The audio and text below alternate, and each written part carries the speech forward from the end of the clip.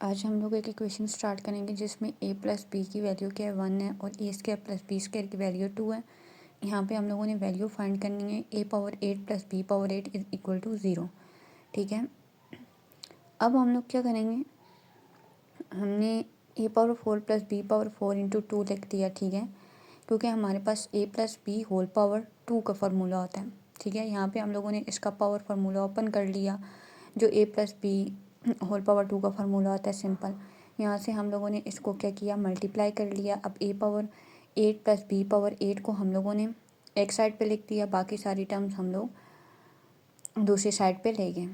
ठीक है, अब हमारे पास a power 2 plus B power 2 की वैल्यू है, लेकिन हमारे पास a power 4 plus B power 4 की वैल्यू नहीं है।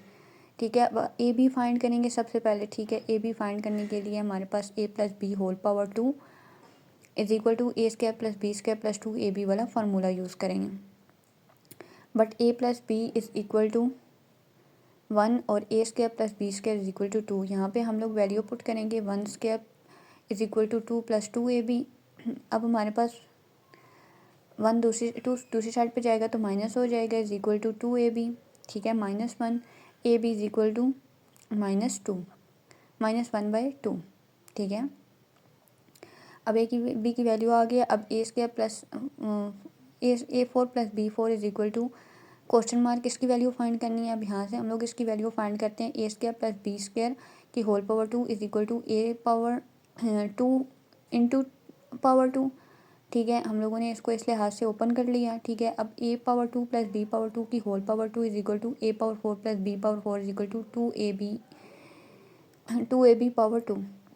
बट हमारे पास A square plus B square is equal to की वैल्यू 2 आ जाती है और ए बी की वैल्यू -1/2 आ जाती है। अब यहाँ पे हम लोगों ने सिंपल इस इक्वेशन में ए पावर 4 प्लस बी पावर 4 की वैल्यू फाइंड करनी थी। बाकी सब की वैल्यूज़ हमारे पास गिवन थी, हमने वैल्यूज़ पुट की और A power 4 plus B power 4 की वैल्यू निकाल लेंगे। अब 4 is equal to A power 4 plus B power 4 plus 2 into 1/4। ठीक है, अब a power 4 b power 4 is equal to 4 minus 2 into 1/2।